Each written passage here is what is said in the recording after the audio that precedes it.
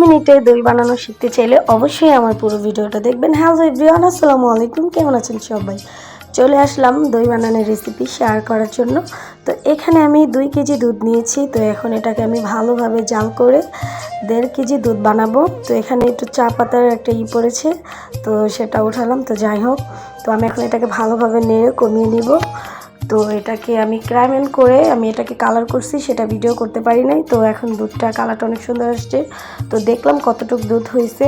তো এখন আমি ভালোভাবে দইটা মেখে নেব, বাটির মধ্যে মেখে তারপর ভালোভাবে এটাকে আমি ছড়ায় তারপর মেখে নেব। তারপর এখানে আমি দুধটা হালকা কুমকুম গরম থাকতে থাকতে আমি দুধটা ঢেলে দেব, কারণ হালকা কুমকুম গরম থাকতেই ঢালতে হবে। আর এভাবে ফেনা উঠতে হবে, উঁচা থেকে ঢালতে হবে, তাহলে দইটা সুন্দর হয়। তো এখন আমি আরেকটা কাচের গ্লাসে ঢেলে নিলাম, যেহেতু একটু বেশি হয়েছে। তো এখন আমি ভালোভাবে ডেকে গরম কিছু দিয়ে এটা আমি ঢেকে দিব। কালকে সকাল পর্যন্ত এভাবেই থাকবে।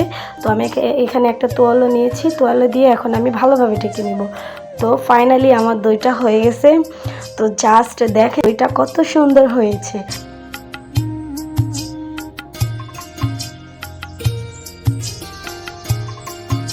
তো এখন আমি আমার মেয়েকে খাওয়াবো।